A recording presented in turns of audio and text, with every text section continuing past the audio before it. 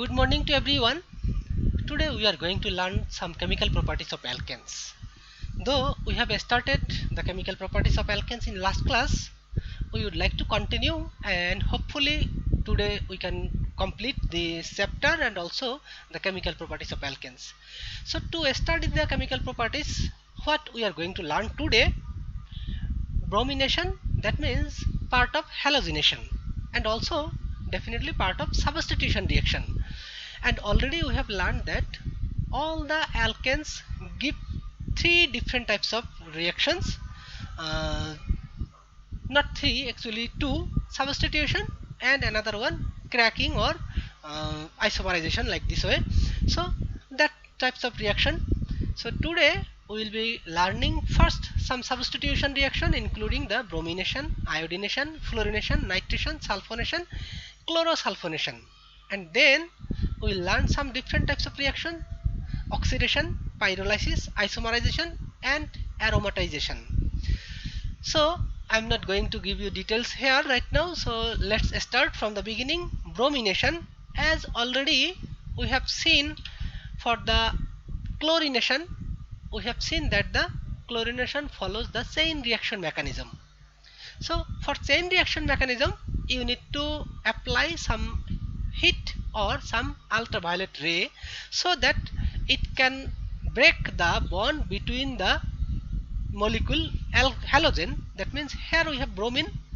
তাহলে এই যে ব্রোমিনের মধ্যে যে ডাবল বন্ডটা, সরি সিঙ্গেল বন্ডটা আছে, মানে শেয়ার করা ইলেকট্রন আছে, সেই ইলেকট্রন দুইটা সেপারেট হয়ে, যেমন আমরা ক্লোরিনেশনের মেকানিজমটা দেখিয়েছিলাম, প্রথমে কি হয়, ওই ক্লোরিন দুইটা ভেঙে গিয়ে, ক্লোরিন মলিকিউলটা ভেঙে গিয়ে দুইটা ক্লোরিন ফ্রি রেডিকাল তৈরি করে। ঠিক একইভাবে ব্রোমিনও একইভাবে রিয়াকশন দেবে, তবে একটা জিনিস যে ক্লোরিনের তুলনায় এই রিয়াকশন রেটটা তুলনামূলক অনেকটা স্লো হবে। কারণ এর পরবর্তীতে আমরা যদি আরো দেখি, ক্লোরিনেশনটা পড়লাম আগে, তারপরে ব্রোমিনেশন, তারপরে আয়োডিনেশন, এরপরে আমি ফাইনালি দেখাবো ফ্লোরিনেশন। তবে সবচেয়ে ভিগোরাস হবে ফ্লোরিনেশন, কারণ রিঅ্যাক্টিভিটি সিরিজ বা পিরিয়ডিক টেবিলের কথা যদি বলি, পিরিয়ডিক টেবিলের কথা বললে সেক্ষেত্রে from top to bottom the reactivity of halogen decreases. সেক্ষেত্রে উপরের থেকে নিচের দিকে যেতে থাকলে রিঅ্যাক্টিভিটিটা কমতে থাকে। তো যে কারণে আমরা সবচেয়ে বেশি রিঅ্যাক্টিভ পাবো ফ্লোরিন, আর তারপরে ক্লোরিন, তারপরে ব্রোমিন, তারপরে আয়োডিন, এভাবে চলবে। তাহলে আমরা এখানে যা দেখলাম যে ব্রোমিনেশনের জন্য প্রথম আমরা একটি রিঅ্যাকশন মেকানিজম ফলো করব। Just we will use the same mechanism what we have seen for chlorination. The reaction will follow the chain mechanism, and first the bromine will decompose to form bromine radical, and then the bromine radical will attack the methane to form methyl bromide, and at the same time we will get. So এখানে আমি আর পুরো মেকানিজমটা দেখালাম না, just what are the products we can find out from the bromination of alkane.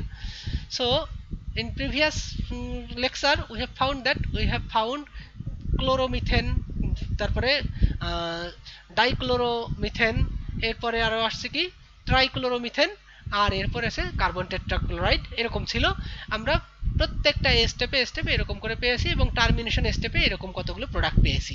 তো এখন আমরা সেই সবগুলো রিয়াকশন আমরা এখানে বললাম যে এই রিয়াকশনেও কিন্তু একই রকম সবগুলো প্রোডাক্ট পাওয়া যায়, depending on how many molecules or what are the amount of the bromine and alkane, এইটার রেশিওটা কেমন নেওয়া হয়েছে।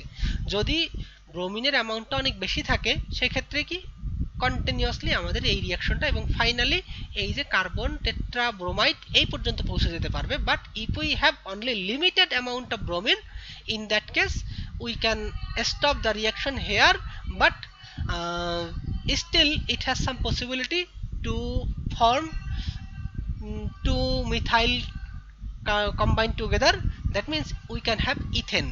তো সেই ক্ষেত্রে আমরা এই ধরনের প্রোডাক্ট পেতে পারি অথবা কম্বাইন্ড প্রোডাক্ট পেতে পারি, but initially we think we will get just these types of products. So bromination is nothing different from the chlorination, just the rate of the reaction for bromination is little bit slower compared to chlorination. Okay, then iodination. Iodine reacts with alkanes reversibly. যে আয়োডিনটা যখন এই যে মিথেনের সাথে বা অ্যালকেনের সাথে বিক্রিয়া করে, তাহলে এটা reversible reaction, automatically you can have methane and iodine from methyl iodide and hydrogen iodide. আমরা রিভার্সিবল রিঅ্যাকশন করতে গিয়ে কিন্তু প্রথমেই এরকম একটা বিক্রিয়ার কথা শিখেছি, সেটা ক্লাস 9-10 বা ইন্টারমিডিয়েটে যেখানে পড়ে আসছো সেখানে এই যে মিথেন এবং আয়োডিন এইটা বিক্রিয়া করে মিথাইল আয়োডাইড হাইড্রোজেন আয়োডাইড এইরকম এই বিক্রিয়াটা শিখে আসছো। তো সেখানে আমরা দেখেছি যে এই বিক্রিয়াটা হলো রিভার্সিবল রিঅ্যাকশন। তাহলে iodine reacts with alkanes reversibly, the hydrogen iodide form as the byproduct is a powerful reducing agent and is capable of reducing the iodoalkane to the alkane. তাহলে এইটাকে এই যে হাইড্রোজেন আয়োডাইড, এই hydrogen iodide যেটা তৈরি হচ্ছে এটা কিন্তু খুব পাওয়ারফুল একটা রিডিউসিং এজেন্ট, যে কারণে সহজেই এই মিথাইল আয়োডাইডকে রিডিউস করে মিথেন এবং আয়োডিন তৈরি করতে পারে। তাহলে এখন আমরা কি করতে পারি যে এইটাকে এই হাইড্রোজেন আয়োডাইডটাকে সরাই নেওয়ার জন্য কি করা যেতে পারে? However, alkanes can be iodinated in the presence of an oxidizing agent such as iodic acid or nitric acid which destroys the hydroiodic acid as it is formed. তাহলে এইটাকে আমরা ই করতে পারি, মানে রিমুভ করার একটা পদ্ধতি আছে যে যদি আমরা হাইড্রোআয়োডিক অ্যাসিড অ্যাড করি ওর ভিতরে তাহলে আমরা অটোমেটিক্যালি এই আয়োডিন পেতে পারি। তো সেক্ষেত্রে আমরা বেশি পরিমাণে অ্যালকাইল হ্যালাইড অথবা মিথাইল আয়োডাইড এটা পেতে পারি। সেক্ষেত্রে আমাদের এই রিভার্সিবল রিঅ্যাকশনটা আর থাকবে না। তাহলে নর্মালি রিভার্সিবল রিঅ্যাকশনকে আমরা দুইটা ভাবে করতে পারি, দুইটা বা তিনটা প্রসেসে যে সিঙ্গেল ডিরেক্টেড করতে পারি। যেই প্রোডাক্টটা তৈরি হয় তার ভিতরে যদি একটা প্রোডাক্ট আমরা ইজিলি রিমুভ করতে পারি অথবা অন্য কোনো প্রোডাক্টের সাথে অন্য কোনো রিঅ্যাক্ট্যান্টের সাথে রিঅ্যাকশন করে সেই প্রোডাক্টটা অন্য কিছু ফর্ম করলো, যাতে কিনা আমরা ওই রিঅ্যাকশন সিস্টেম থেকে খুব সহজেই রিমুভ করতে পারি। আর একটা সিস্টেম আছে কি যে মানে রিঅ্যাকশন, এই যে রিভার্সিবল রিঅ্যাকশন, তো রিভার্সিবল রিঅ্যাকশনকে আমরা যদি ইকুইলিব্রিয়াম পজিশনটাকে রাইট দিকে শিফট করতে পারি, তো রাইটে শিফট করতে গেলে আমাদের এই যে রিঅ্যাক্ট্যান্টগুলো এই রিঅ্যাক্ট্যান্টের যে কোনো একটার কনসেন্ট্রেশনটা অনেক বেশি হিসেবে যদি ব্যবহার করা হয় তাহলে সেক্ষেত্রে এই যে ফরওয়ার্ড রেটটা তুলনামূলক অনেক বেশি হবে এবং তখন এই প্রোডাক্টটাকে আমরা বাইরে সরিয়ে নিতে পারবো ইজিলি। তো so that we can make the reaction forward reaction or single directed reaction. সেই সময় ব্যাকওয়ার্ড রিঅ্যাকশনটা খুব স্লো হবে তুলনামূলক। তো ইকুইলিব্রিয়ামে পৌঁছানোর আগেই কিন্তু আমরা এই প্রোডাক্টগুলোকে রিমুভ করে নিব। ওকে, তাহলে এভাবে আমরা আয়োডিনেশন করতে পারি অ্যালকেনকে। তারপরে আছে কি fluorination. Fluorine is the most reactive of the halogens toward alkanes, যেটা আমি অলরেডি বলেছি যখন ব্রোমিনেশনের কথা বলেছি তখনই বলেছিলাম যে পিরিয়ডিক টেবিলে ফ্লোরিনের রিঅ্যাক্টিভিটি সবচেয়ে বেশি উইদিন অ্যালকেন্স, সরি হ্যালোজেন্স। হ্যালোজেনের কথা যদি বলি তাহলে হ্যালোজেনের পিরিয়ডিক টেবিলে সবচেয়ে উপরে পজিশন হলো fluorine, so that the reactivity of fluorine is maximum. তাহলে সেই ক্ষেত্রে এই ফ্লোরিন কিন্তু সহজেই অ্যালকেনের সাথে রিঅ্যাকশন করতে পারে। Fluorine is the most reactive of all the halogens towards alkanes. Pure fluorine reacts with alkanes explosively under most conditions. মানে মোটামুটি যে কোনো কন্ডিশনেই এই ফ্লোরিন হ্যালোজেনের সাথে অ্যালকেনের সাথে রিঅ্যাকশন করে। তাহলে অ্যালকেনের সাথে রিঅ্যাকশন করে আমরা একইভাবে প্রোডাক্ট পেতে পারি, তবে সেই ক্ষেত্রে রিঅ্যাক্টিভিটিটা ডিপেন্ড করবে তোমার ব্রাঞ্চিং এর উপরে। যে আমরা বললাম ফ্লোরিনটা হ্যালোজেনের অ্যালকেনের সাথে যে কোনো অ্যালকেনের সাথে মোটামুটি রিঅ্যাকশন করে, তারপরেও সবচেয়ে বেশি রিঅ্যাকশন করে বা সবচেয়ে ভিগোরাস রিঅ্যাকশন হয় টারশিয়ারি অ্যালকেনের সাথে, তারপরে সেকেন্ডারি, তারপরে প্রাইমারি। তাহলে pure fluorine reacts with alkanes explosively under most conditions. Fluoroalkanes are obtained from alkanes by the reaction of fluorine diluted with nitrogen. In the halogenation of propane and higher alkanes, all the possible halogenated products are formed. It has been observed that the order of reactivity of different hydrogens in alkanes is as follows. মানে tertiary যদি থাকে তাহলে সেটা সবচেয়ে বেশি দ্রুত বা সবচেয়ে ভালো রিঅ্যাকশন দিবে বা প্রোডাক্ট পাওয়া যাবে, তারপরে সেকেন্ডারি, তারপরে প্রাইমারি। তাহলে এই হলো আমাদের ফ্লোরিনেশন। এরপরে চলে যাব আমরা নাইট্রেশন। তাহলে নাইট্রেশনটা কি? নাইট্রেশনটা হলো যে একটা অ্যালকেনের একটা হাইড্রোজেনকে যদি আমরা একটা নাইট্রো গ্রুপ NO2 এই গ্রুপ দিয়ে যদি রিপ্লেস করতে পারি, then we will get a substituted product from the alkane.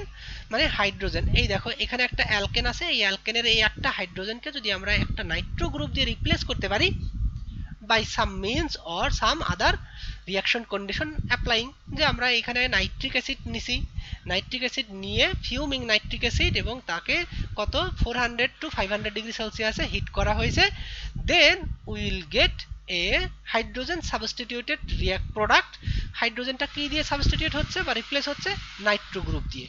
তাহলে এই যে আমরা এই হাইড্রোজেনটাকে এই নাইট্রো গ্রুপ দিয়ে রিপ্লেস করছি, then we are getting a nitro alkane, and সাথে যেটা থাকবে HO আর H মিলে হলো পানি হয়ে গেল।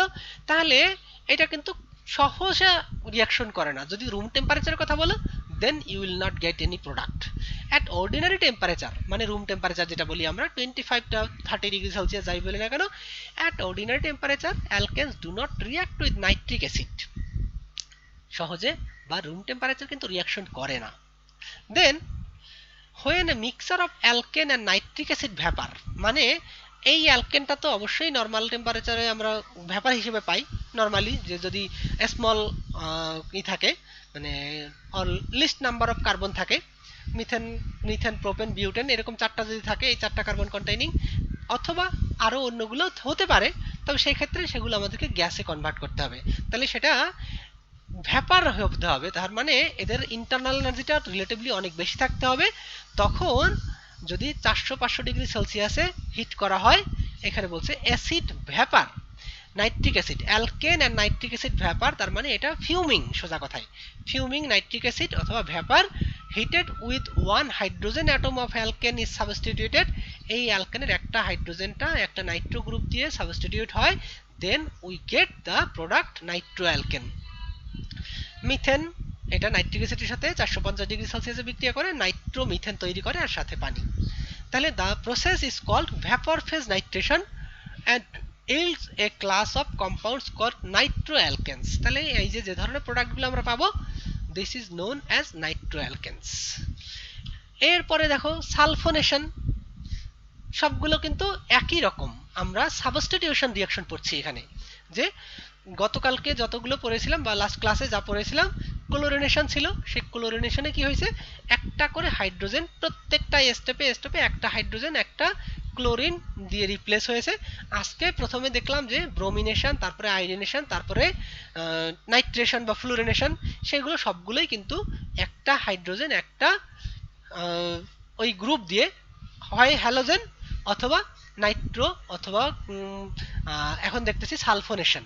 তাহলে এই সালফোনাইল গ্রুপ দিয়ে যদি একটা হাইড্রোজেন রিপ্লেস হয়, দেখো এই যে একটা অ্যালকেনের একটা আমরা নিয়েছি একটা সালফিউরিক অ্যাসিড।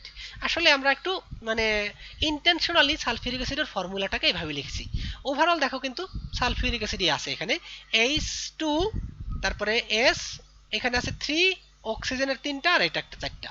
তাহলে ওভারঅল কিন্তু এই সালফিউরিক অ্যাসিডটা এখানেই আছে।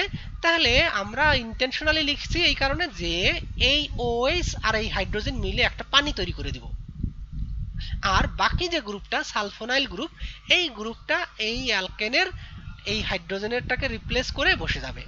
তাহলে রিঅ্যাকশন কন্ডিশনটা কি সেটা একটু আমরা জানি। At ordinary temperature neither concentrated নর ফিউমিং সালফিউরিক অ্যাসিড রিঅ্যাক্টস উইথ অ্যালকেনস। তার মানে কি, যে রুম টেম্পারেচারে কিন্তু এই যে কনসেন্ট্রেটেড সালফিউরিক অ্যাসিড নাও অথবা সালফিউরিক অ্যাসিডের ভ্যাপার নাও, তাও কিন্তু সহসা রিঅ্যাকশন করবে না অ্যালকেনের সাথে।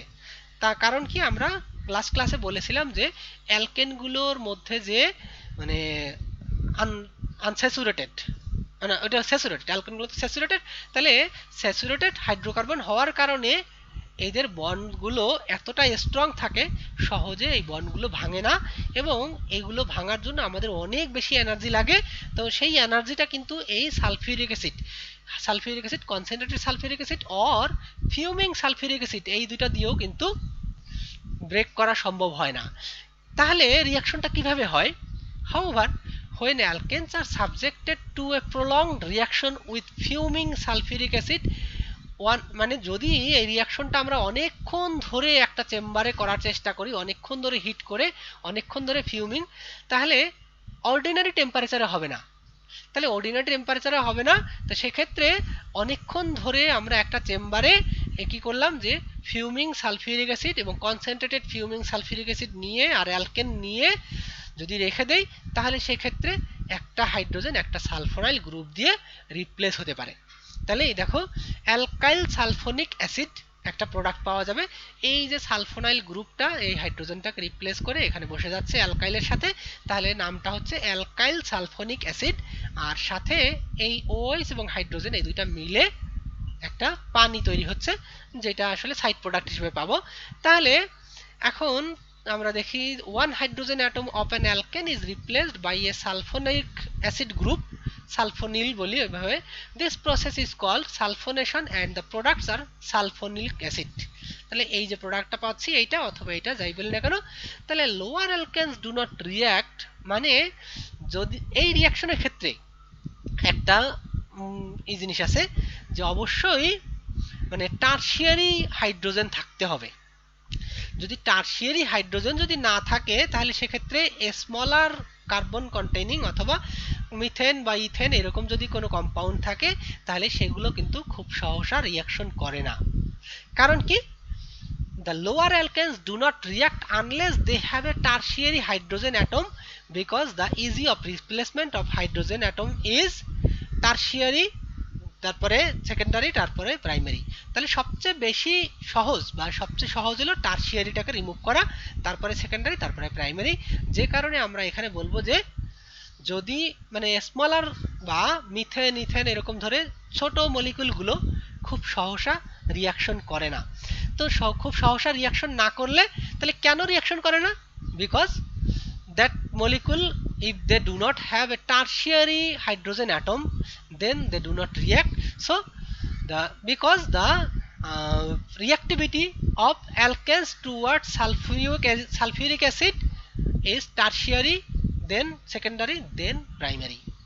ওকে, এটা হলো আমাদের সালফোনেশন হলো। এরপরে একই রকম আর একটা জিনিস দেখব, ক্লোরোসালফোনেশন। ঠিক একই জিনিস, শুধুমাত্র এখানে কি হবে যে আমাদের রিঅ্যাক্ট্যান্টটা একটু ভিন্ন। যে ওখানে যেমন HSO3, হ্যাঁ, HSO3 এইটা সাবস্টিটিউট হয়েছিল একটা হাইড্রোজেনকে, তাহলে এটা ছিল সালফোনাইল গ্রুপ। আর এখন আমরা নিব ক্লোরোসালফোনাইল। তবে এই দুইটা মানে ক্লোরোসালফোনাইলটা তৈরি করতে আমাদের দুইটা আলাদা রিঅ্যাক্ট্যান্ট নিতে হবে, এটা সরাসরি আমরা পাবো না। when alkanes are treated with a mixture of sulfur dioxide and chlorine in the presence of ultraviolet light, a hydrogen atom of the alkanes is replaced by a chlorosulfonyl group SO2Cl। তাহলে এই যে গ্রুপটা দিয়ে একটা hydrogen, এখান থেকে একটা hydrogen ই করতে পারে, রিপ্লেস করতে পারে। তাহলে এই যে এখানে দেখো একটা প্রোপেন নিয়েছি, তো প্রোপেন নিলে সেই ক্ষেত্রে আমরা দুই ধরনের প্রোডাক্ট পেতে পারি। কারণ এখানে এই ওয়ান পজিশনেও এটা সাবস্টিটিউট হতে পারে অথবা টু পজিশনেও হতে পারে। কারণ হয় এখানে অথবা এখানে যদি হয় সেক্ষেত্রে আমরা ওয়ান পজিশন বলবো, আর যদি মাঝের কার্বনে যুক্ত হয় then we can consider that is replaced the secondary or tertiary. So দেখো ওয়ান প্রোপেন সালফোনাইল ক্লোরাইড আর এটা হলো টু প্রোপেন সালফোনাইল ক্লোরাইড, তাহলে এখানেও সাবস্টিটিউট হতে পারে আর আইদার এই মাথায় বা এই মাথায়, কারণ তিনটা কার্বন আছে, তাই সেক্ষেত্রে এই পাশে দিলেও ওয়ান হবে, এই পাশে দিলেও ওয়ান হবে, একই জিনিস। তাহলে সেক্ষেত্রে when alkanes are treated with a mixture of sulfur dioxide and chlorine in the presence of ultraviolet light, a hydrogen atom of the alkane is replaced by chlorosulphonyl group. এই যে হলো আমাদের ক্লোরোসালফোনাইল গ্রুপ। তো সেই ক্ষেত্রে আমরা এই ধরনের sulphur dioxide plus chlorine in presence of ultraviolet light and approximate 50 degree Celsius heat, তাহলে রুম টেম্পারেচার থেকে একটু বেশি, জাস্ট ওয়ার্ম করলেই হবে, নট আমাদের হিট করা এরকম বা বয়েল করার দরকার নেই, just little bit warm, that will give you 50 degree Celsius. So if you heat that mixture of sulfur dioxide and chlorine with the alkane in presence of UV light, then you can have the one substituted or two substituted product of chlorosulfonyl product. তো এই হলো আমাদের ক্লোরোসালফোনেশন। সবগুলোই কিন্তু substitution হয়েছে এতক্ষণ পর্যন্ত। এবারে আমরা যাব একটু ভিন্ন ধরনের রিঅ্যাকশন, যে থার্মাল অ্যান্ড ক্যাটালাইটিক রিঅ্যাকশনস। যে আমরা এখানে এর আগেরগুলো দেখেছি সবগুলো কি হয়েছে, যে অ্যালকেনের one or more hydrogen has been replaced by some substituent product, sorry reactant। তাহলে এই যে একটা বা অধিকাংশ বা অধিক হাইড্রোজেনকে যদি আমরা অন্য কোনো রেডিক্যাল অথবা কোনো এলিমেন্ট অথবা কোনো আয়ন দিয়ে রিপ্লেস করি, তাহলে সেগুলোকে আমরা সাবস্টিটিউশন বলছি। এখন থার্মাল অ্যান্ড ক্যাটালাইটিক রিঅ্যাকশনস, যদি হিট করা হয় তাহলে হিট করলে এক ধরনের প্রোডাক্ট পাবো, আর জাস্ট মানে বার্ন করা হয় তাহলে সেক্ষেত্রে আমরা অন্য ধরনের প্রোডাক্ট পাবো। যেমন অক্সিডেশনের কথা যদি বলি, when ignited in the presence of sufficient access of oxygen, মানে আমরা যখন রান্না করতে গেলে আমাদের গ্যাস ব্যবহার করতে হয় methane gas, that is also a kind of alkane or first member of the alkane. তাহলে এই অ্যালকেনকে যদি অক্সিজেনে বার্ন করা হয়, then we are getting carbon dioxide and water, সাথে কিছু পরিমাণ এনার্জি পাওয়া যায়, এবং এটা আসলে অনেক বেশি পরিমাণ এনার্জি, যেই এনার্জি দিয়ে আমরা আমাদের খাবার বা খাবারের যে পাত্র, হাঁড়ি কড়াই যা আছে সেগুলোকে গরম করি, এবং সেই হাঁড়ি কড়াইয়ের ভিতরে আমাদের বিভিন্ন ধরনের ফুড ইনগ্রেডিয়েন্ট থাকে, সেগুলোকে বয়েল করি, তারপরে আমরা খাবার খাই। তাহলে এই যে oxidation, that means the reaction with oxygen, it can be two different types of oxidation, in presence of sufficient oxygen or in presence of insufficient oxygen। যদি সাফিসিয়েন্ট অক্সিজেনের প্রেজেন্সে হয় তাহলে এটা কমপ্লিট বার্ন হবে, সেক্ষেত্রে আমরা শুধুমাত্র কার্বন ডাইঅক্সাইড এবং ওয়াটার পাবো। কিন্তু যদি এবং সাথে অবশ্যই হিট তো পাবোই, কিন্তু যদি ইনকমপ্লিট বার্ন হয় সেক্ষেত্রে আমরা দেখো, when burn it in insufficient supply of oxygen, they form carbon monoxide and carbon, এটা শুধুমাত্র যদি অল্প পরিমাণ অক্সিজেন দেওয়া হয়, মানে যতটুকু অক্সিজেন দরকার ঠিক ততটুকু অক্সিজেন না দিলে সেক্ষেত্রে আমরা কার্বন মনোক্সাইড অথবা কার্বন, মানে কার্বন কয়লা যেটা, তাহলে সেক্ষেত্রে আমরা দেখব যে মাঝে মধ্যে বিভিন্ন যে এগুলো ভেহিকেলসগুলো অথবা যে যন্ত্রপাতিগুলো আছে যেখানে এই যে গ্যাসগুলো ব্যবহার করে, সেই গ্যাসগুলো থেকে দেখবা যে নিচে একটা আছে, মানে পাইপ আছে, যেটা দিয়ে যখন ইঞ্জিনটা স্টার্ট আপ হয়, তাই সেক্ষেত্রে স্টার্ট আপের ক্ষেত্রে যে মাঝে মধ্যে অনেকটা ধোঁয়া বের হয়, কালো ধোঁয়া, এবং ওই পাইপটা দেখবা যে পুরো কালি হয়ে গেছে, যদি কখনো অবজার্ভ করো তাহলে দেখবা কালি হয়ে গেছে।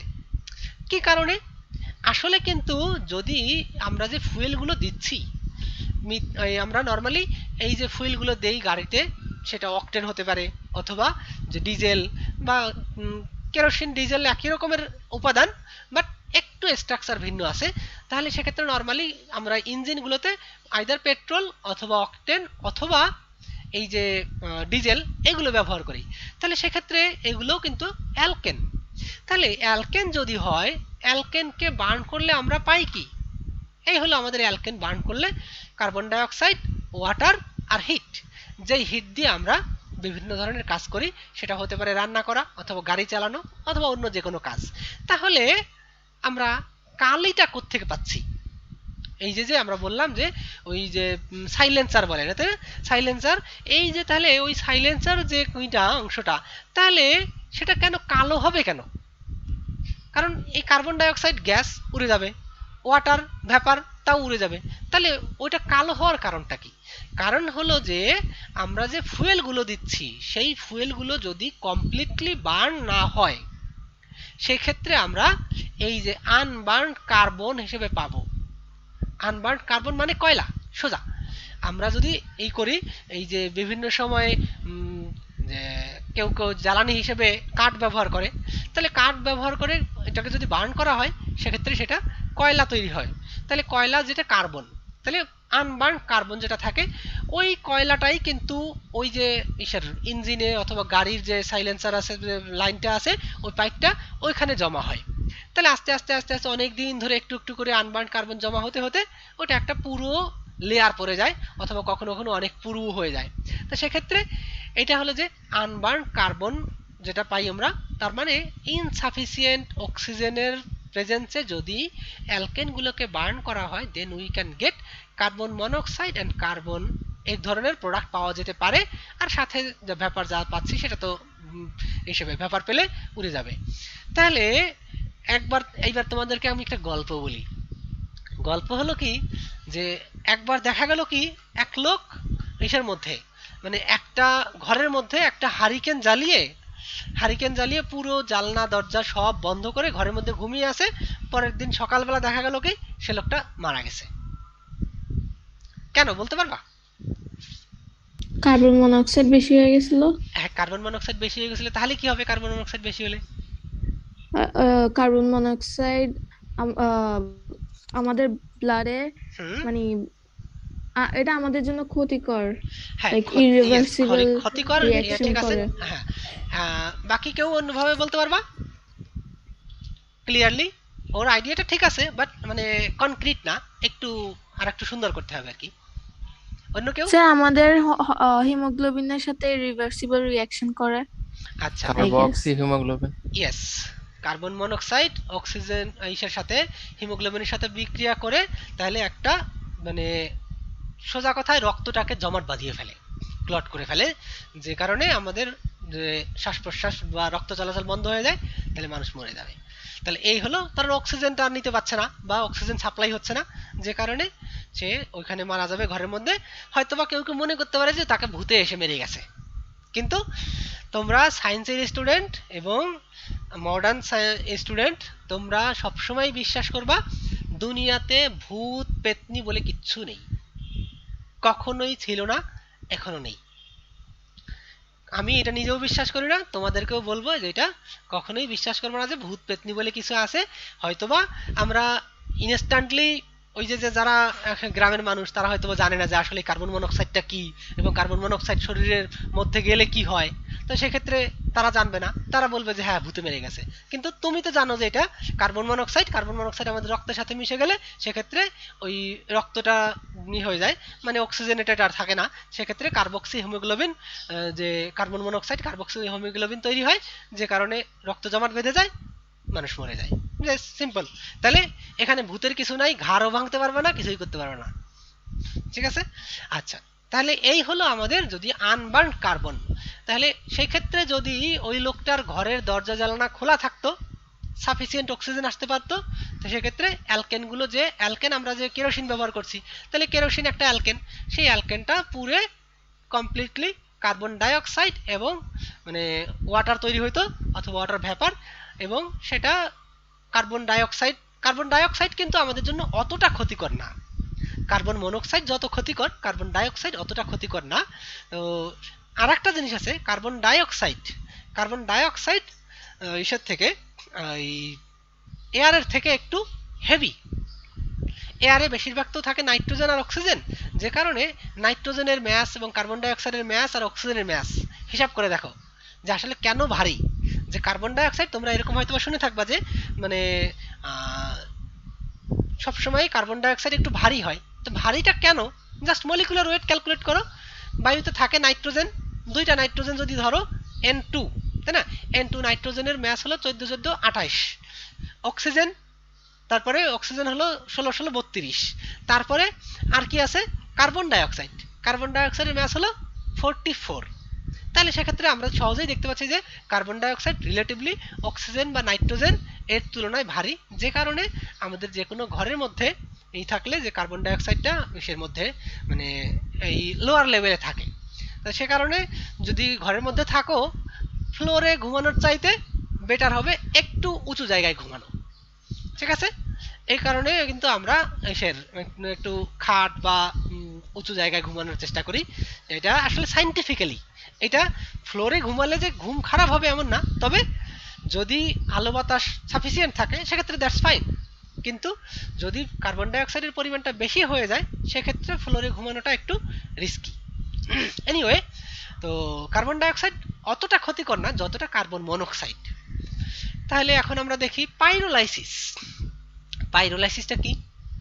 যে যদি কোনো একটা কম্পাউন্ডকে তাপ দিয়ে ভেঙে ফেলা হয়, if we decompose a compound by heating, that is called as pyrolysis। আর এই পাইরোলাইসিসটা যদি আমরা অ্যালকেনের জন্য করি, হ্যাঁ, তার মানে যদি অ্যালকেনকে বড় কোনো অ্যালকেন মলিকুলকে ভেঙে আমরা ছোট ছোট অ্যালকেন বা কম্পাউন্ড তৈরি করব, তাহলে সেই ক্ষেত্রে আমরা এটাকে বলবো ক্র্যাকিং। তাহলে পাইরোলাইসিস হলো একটা common name for any compound if you decompose a compound by heating. তাহলে সেক্ষেত্রে it can be in presence or in absence of oxygen, normally absence of oxygen হয়ে থাকে। তো সেক্ষেত্রে অ্যাবসেন্স অফ অক্সিজেন যদি কোনো একটা কম্পাউন্ডকে ভেঙে ছোট ছোট টুকরা করা হয়, তাহলে সেক্ষেত্রে আমরা কিছু মিক্সচার অফ কম্পাউন্ডস পাবো। তাহলে this process is known and pyrolysis, and if it is considered in case of just only for alkane, then we will call it cracking. তাহলে when alkanes are heated to a high temperature, তাহলে উচ্চ তাপে আমাদের এই মলিকুলগুলো ভেঙে গিয়ে at high temperature in the absence of air, মানে কি এয়ার বলতে আমরা বুঝাবো কিন্তু অক্সিজেন, যে এয়ার বললেই অক্সিজেন বুঝাবো, যদিও এয়ারে কিন্তু নাইট্রোজেনের পরিমাণটা অনেক বেশি কম্পেয়ার টু অক্সিজেন, তারপরেও নাইট্রোজেনটা আসলে ইসের তুলনায় অক্সিজেনের তুলনায় অনেক বেশি less reactive. Even sometime we consider nitrogen is unreactive or inert, যে আমরা কখনো কখনো কোনো একটা সিস্টেমের যদি ইনার্ট রাখতে চাই তাহলে নাইট্রোজেন গ্যাসটা ব্যবহার করি। তো সেই কারণে, যে কারণ হলো কি নাইট্রোজেনের মধ্যে একটা ট্রিপল বন্ড থাকে, নাইট্রোজেন নাইট্রোজেন ট্রিপল বন্ড থাকার কারণে এই মলিকুলগুলো অন্য মলিকুলের সাথে খুব সহজা যুক্ত হয় না এবং এই বন্ধনটা অনেক বেশি স্ট্রং, যে কারণে এই নাইট্রোজেন মলিকুলগুলো অনেক বেশি ইনার্ট। তো সেই ক্ষেত্রে আমরা এয়ার বলতে যদি কখনো মেনশন করে দেওয়া না হয় nitrogen, otherwise you will always understand air means oxygen. Okay, then when alkanes are heated to a high temperature in the absence of air, pyrolysis or thermal decomposition occurs. Large alkane molecules are broken down or cracked to give a mixture of a smaller lower molecular weight alkenes and hydrogen. তাহলে বড় একটা alkane এই মলিকুলটা ভেঙে আমরা ছোট ছোট alkyne এবং hydrogen এই ধরনের মিক্সচার পেতে পারি। তাহলে pyrolysis generally requires A temperature in the range of 500 to 800, মোটামুটি 500 থেকে 800 ডিগ্রি সেলসিয়াস তাপমাত্রার মধ্যে আমরা এই কম্পাউন্ডগুলোকে ভাঙতে পারি। তাহলে however in the presence of A catalyst finally divided silica alumina reactions can be carried at less high temperature and this is called catalytic cracking. মানে আমরা নরমালি কি করে থাকি, যে ক্যাটালিস্ট কেন ব্যবহার করি, to increase the rate of the reaction. তার মানে আমাদের এই যে 500 to 800 degree Celsius temperature rise করা অনেকটা এক্সপেন্সিভ ব্যাপার। তো এক্সপেন্সিভ মানে এত টেম্পারেচারে, এত হাই টেম্পারেচারে আমাদের ইন অ্যাবসেন্স অফ এয়ার হতে হবে, কারণ অ্যাবসেন্স যদি না থাকে, যদি এয়ার যদি থাকে তো সেক্ষেত্রে কিন্তু বার্ন করে যাবে, বার্ন করে গেলে আমরা কার্বন ডাইঅক্সাইড আর ওয়াটার পেয়ে যাব, সেক্ষেত্রে কিন্তু আমাদের টার্গেট যে প্রোডাক্ট সেটা কিন্তু পাওয়া যাবে না। তো সেক্ষেত্রে ইন অ্যাবসেন্স অফ এয়ার হতে হবে। তাহলে এত হাই টেম্পারেচার তারপরে আমাদেরকে সেটাকে ইনার্ট রাখতে হবে, তো সেক্ষেত্রে it will be little bit more expensive, so that if we can add some catalyst then we can complete the reaction or we can proceed the reaction at very low temperature also. So সেই ক্ষেত্রে আমরা এই যে finally divided silica alumina, যে খুব ছোট ছোট টুকরা একদম, মানে সিলিকা অ্যালুমিনিয়ার যদি খুব ছোট ছোট ন্যানো পার্টিকেল সাইজের হলে আরো ভালো, তো সেক্ষেত্রে ফাইনালি ডিভাইডেড বলছে, তাই না? Finally divided silica alumina reactions can be carried at less high temperature and this is called catalytic cracking. তাহলে এখন একটা এক দুইটা এক্সাম্পল দেখি। Ethane when heated to 500 degree Celsius, আমরা ওখানে কন্ডিশন বলেছিলাম 500 থেকে 800 ডিগ্রি সেলসিয়াস, মোটামুটি এই রেঞ্জের মধ্যে সব রকমের পাইরোলাইসিস বা ক্র্যাকিং হয়। এখন শুধু ইথেনের কথা বলছি। Ethane when heated to 500 degree Celsius in the absence of air gives a mixture of methane, ethylene and hydrogen. তাহলে এই দেখো আমাদের ইথেন মলিকুল আছে, একটা মলিকুলের মধ্যে 6টা হাইড্রোজেন আছে, 2টা কার্বন আছে। তাহলে আমাদের এখান থেকে যদি কোনোভাবে এই মলিকুলটাকে আমরা তাপ দিয়ে ভাঙার চেষ্টা করি তাহলে কি হতে পারে, এই যে একটা প্রোডাক্ট, যে এখানে একটা double bond containing, that means একটা আনস্যাচুরেটেড কম্পাউন্ড তৈরি হলো, আর সাথে আবার এইটা ভেঙে গিয়ে আর একটা মিথেন তৈরি হলো, আর সাথে ওভারঅল একটা হাইড্রোজেন। তাহলে আমরা দেখতে পাচ্ছি যে নরমালি যে কোনো ধরনের হায়ার অ্যালকেন বা লং চেইন অ্যালকেনকে যদি ক্র্যাক করা হয় বা পাইরোলাইসিস করা হয় in absence of air, then we will get a mixture of compounds, and the mixture of compounds will be alkane, alkene and hydrogen. তাহলে এই হলো আমাদের মানে পাইরোলাইসিস। এবং আরো একটু কমপ্লিকেটেড সিচুয়েশন তৈরি হবে যদি কিনা আমাদের চেইনটা আরো অনেক বড় হয়। কারণ কি, যদি মনে করো এখানে আমরা 10টা কার্বন বিশিষ্ট একটা কম্পাউন্ড নিতাম, ডেকেন, তাই না? সেই ডেকেনকে যদি আমরা ডিকম্পোজ করতাম তাহলে আমরা বিভিন্ন ধরনের কম্পাউন্ড পেতে পারতাম। এবং মনে করো একটা আমরা পেন্টেন পেলাম, তো এই যে একটা অ্যালকেন পাইছি, তাহলে এখানে যদি ডেকেন নিতাম, ডেকেন নেওয়ার পরে এখানে একটা মনে করো পেন্টেন পেলাম। পেন্টেন পেলে সেই পেন্টেনটাও তো এই রিঅ্যাকশন চেম্বারের মধ্যেই আছে, তাই না? পেন্টেনটা যদি রিঅ্যাকশন চেম্বারের মধ্যেই থাকে তাহলে টেম্পারেচারটা কত, 500 ডিগ্রি সেলসিয়াস অলরেডি আছে। তাহলে সেই টেম্পারেচারে পেন্টেন কিন্তু itself it can decompose again. তাহলে সেক্ষেত্রে আমরা একবারে পেয়েছিলাম মনে করো পেন্টিন, হাইড্রোজেন আর পেন্টেন। তাহলে সেই পেন্টেন কিন্তু ফার্দার আবার ডিকম্পোজ করে আরো ছোট একটা কম্পাউন্ড তৈরি করতে পারবে। তো সেই ক্ষেত্রে আমরা যত বড় তুমি অ্যালকেন চেইন নেবা বা কম্পাউন্ড নেবা তার থেকে কিন্তু তত কমপ্লিকেটেড মিক্সচার পাওয়া যাবে। তাহলে propane when pyrolyzed at 600 degree Celsius gives a mixture of propylene, ethylene, methane and hydrogen. তাহলে দেখো এখানে কিন্তু যখন আমরা প্রোপেনের কথা বলছি, মানে এখানে ছিল 2টা কার্বন, এখানে 3টা কার্বন, তাহলে 3টা কার্বনের জন্য আমরা এখানে পাচ্ছিলাম 3টা প্রোডাক্ট, এখানে পাচ্ছি 4টা প্রোডাক্ট, একটা প্রোপিলিন, একটা হাইড্রোজেন, একটা ইথিলিন, একটা মিথেন। তাহলে যত বড় মলিকুল নিবা তার প্রোডাক্ট কিন্তু তত বেশি হবে, কারণ বিভিন্ন ওয়েতে ডিকম্পোজ করার উপায় আছে। যেমন এইখানে হয়তোবা একটা প্রোপেন থেকে একটা ইথেন তৈরি হয়েছিল, ইথেন, সেই ইথেনটা ভেঙে গিয়ে আবার এরকম তৈরি হয়েছে এবং এটা তৈরি হয়েছে, তাই না? যেমন আমরা এখানে দেখেছি যে এই ইথেন ভেঙে গিয়ে ইথিলিন হইলো, মিথেন হইলো, হাইড্রোজেন হইলো। তাহলে এখানে হয়তোবা এরকম হয়েছিল, একটা প্রোপেন ভেঙে গিয়ে একটা প্রোপিলিন হয়েছে আর একটা ইথেন তৈরি হয়েছে, এরকম হলো, স্বাভাবিকভাবে হতে পারে। তাহলে তারপরে সেই ইথেনটা ভেঙে গিয়ে আবার এরকম 3টা প্রোডাক্ট, তার মানে ওভারঅল আমরা 4টা প্রোডাক্ট পাচ্ছি। তাহলে আমরা এখানে সিম্পলি বলতে পারি larger molecules yield even more complex mixtures because the initial products can also undergo further pyrolysis. তার মানে প্রাথমিকভাবে বড় মলিকুলটা ভেঙে যে প্রোডাক্টগুলো তৈরি করবে, that product can also decompose further to give many other products. এবারে দেখি আইসোমারাইজেশন। আইসোমারাইজেশনটা কি জিনিস, যে তোমার কোনো একটা মলিকুল আছে, তার মলিকুলার ফর্মুলা যা আছে এক্স্যাক্টলি সেম ফর্মুলা থাকবে molecular formula, but due to arrangement of their atoms in different way we can get different molecule. So অ্যালকেনের ক্ষেত্রেও কিন্তু এরকম হওয়া সম্ভব যে the molecular rearrangement of one isomer into one or more other isomers called isomerization. এই যে একটা মলিকুল দেখো n বিউটেন, এর ফর্মুলা কি, 4টা কার্বন আছে, তার মানে C4H10, এই হলো ফর্মুলা। এখন আমরা এমন একটা রিঅ্যাকশন কন্ডিশন অ্যাপ্লাই করলাম, normal alkanes are converted to their branch chain isomers in the presence of aluminium chloride and hydrogen chloride. তাহলে এই যে অ্যালুমিনিয়াম ক্লোরাইড এবং হাইড্রোজেন ক্লোরাইড এর প্রেজেন্সে নরমাল টেম্পারেচার মানে রুম টেম্পারেচার 25 ডিগ্রি সেলসিয়াস, এই টেম্পারেচারে এই মলিকুলগুলো আইসোমারাইজ করে তাদের একটা ব্রাঞ্চড আইসোমার তৈরি করে।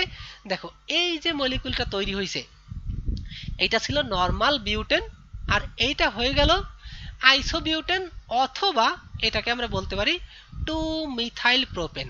কারণ এদিক থেকে তুমি যেদিকে যাও এটা 1 2 3 অথবা 1 2 3, তাহলে 1 2 এই পজিশনে আমাদের একটা মিথাইল গ্রুপ যুক্ত আছে, অথবা যদি এইভাবে কাউন্ট করি তাহলে এই পজিশনে মিথাইল গ্রুপ যুক্ত আছে। তাহলে সেক্ষেত্রে এইটা আলাদা একটা কম্পাউন্ড তৈরি হলো। তাহলে এই যে কম্পাউন্ডের ক্যারেক্টারিস্টিক্স, এই কম্পাউন্ডের ক্যারেক্টারিস্টিক্স কিন্তু completely different, but the molecular formula is exactly the same, C4H10। এখানেও কাউন্ট করে দেখো 1টা 2টা 3টা 4টা কার্বন আছে, হাইড্রোজেন কটা আছে 3 আর 1 4 আর 3 7 আর 3 10। তাহলে এখানে যেমন C4H10 ছিল এখানেও ঠিক এক্স্যাক্টলি C4H10। তাহলে এখানে হচ্ছে কি শুধু মলিকুলগুলো বা অ্যাটমগুলোর একটু রিঅ্যারেঞ্জ হচ্ছে to give a new product from alkane. So alkanes also give the isomerization reaction. Similarly, other less branched alkanes isomerize to more branched ones. মানে এইটা একটা ব্রাঞ্চ বিশিষ্ট কম্পাউন্ড ছিল। তো এটাকে আবার যদি আমরা অ্যালুমিনিয়াম ক্লোরাইড এবং হাইড্রোজেন ক্লোরাইডের প্রেজেন্সে আইসোমারাইজ করতে দেই তাহলে সেক্ষেত্রে এটা আরো বেশি আইসোমারাইজেশন হতে পারে, সরি বেশি ব্রাঞ্চ বিশিষ্ট একটা কম্পাউন্ড তৈরি করতে পারে। তাহলে এই কম্পাউন্ডটার নাম ছিল 2-মিথাইল পেন্টেন, এটা হয়ে গেল 2,3-ডাইমিথাইল বিউটেন। তার মানে এখানে লং চেইন আছে 4টা কার্বন বিশিষ্ট আর এখানে ছিল 5টা। তাহলে এই ধরনের রিয়াকশন কিন্তু আমরা অ্যালকেনের ক্ষেত্রে করতে পারি যখন আমাদের ভিন্ন ভিন্ন কম্পাউন্ড তৈরি করতে হয়। যে আমাদের একটা লং চেইন কম্পাউন্ড আছে সেটার থেকে আমরা ওই যে মনে করো তোমাদের যদি কেউ মেডিসিন এসে তৈরি যাও, মেডিসিনাল কোনো ইন্ডাস্ট্রিতে চাকরি করতে যাও, তাহলে তোমাদের হয়তো বা দেওয়া হলো যে একটা অ্যানেস্থেসিয়া তৈরি করো। যেমন গত ক্লাসে আমরা বলেছিলাম যে সেখানে গত ক্লাসে তোমাদের বলছিলাম কিসের মেবি অ্যালকোহলের ক্ষেত্রে বলছিলাম। এনিওয়ে তাহলে সেক্ষেত্রে আমরা টারশিয়ারি এগুলো, তো টারশিয়ারি অ্যালকোহল না টারশিয়ারি অ্যালকেন, এনিওয়ে তো সেক্ষেত্রে আমরা মোর ব্রাঞ্চ কম্পাউন্ড তৈরি করতে পারি, তাই না? এই যে কম্পাউন্ডটা আছে এই কম্পাউন্ডটা থেকে সহজেই আমরা মোর ব্রাঞ্চ কম্পাউন্ড তৈরি করতে পারি by isomerisation with the help of aluminium chloride and hydrogen chloride at room temperature. মানে বিক্রিয়াটার জন্য আমাদের শুধু এই যে অ্যালুমিনিয়াম ক্লোরাইড এবং হাইড্রোজেন ক্লোরাইডের মিক্সচারটা লাগবে, আর রুম টেম্পারেচার তো আমাদের আছেই 25 degree Celsius, so you don't need to heat at all. Just take a mixture of take a halogen, alkane, and then add some aluminum chloride and hydrogen chloride mixture, then you will automatically get the branched alkane. So that is the isomerization, and finally we will see the aromatization. নাম থেকেই তোমরা বুঝতে পারছো যে আসলে এটা কি হতে পারে। মানে হলো যে কোনো একটু আগে যেটা বলেছি আইসোমারাইজেশন, মানে নতুন যদি একটা আইসোমার তৈরি করে তাহলে সেটাকে আমরা বলছি আইসোমারাইজেশন।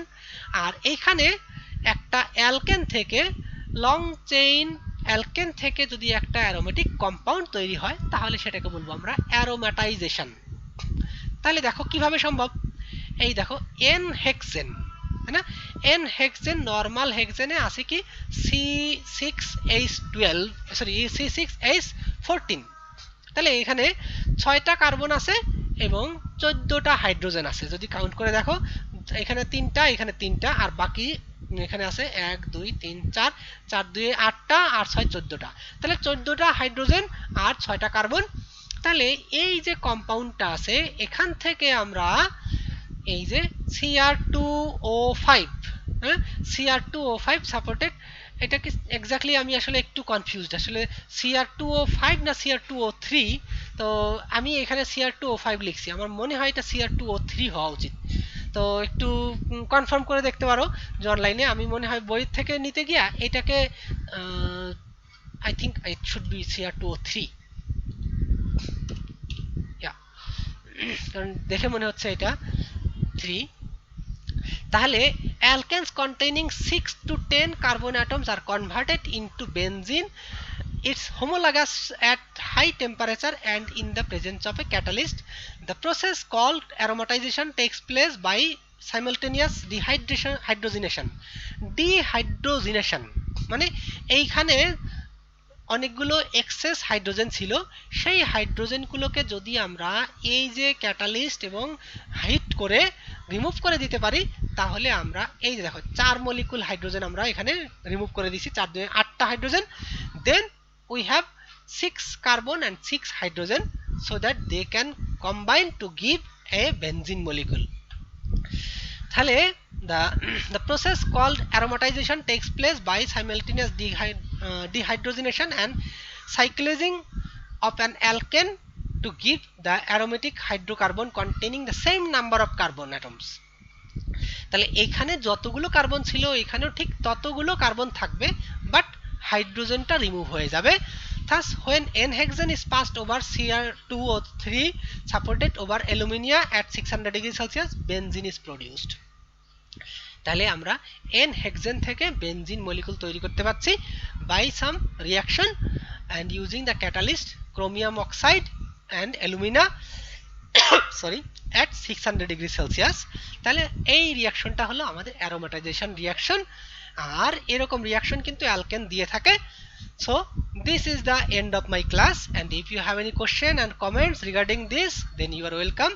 And also this is the end of this chapter. So from tomorrow we will start the next chapter. So that would be alkene.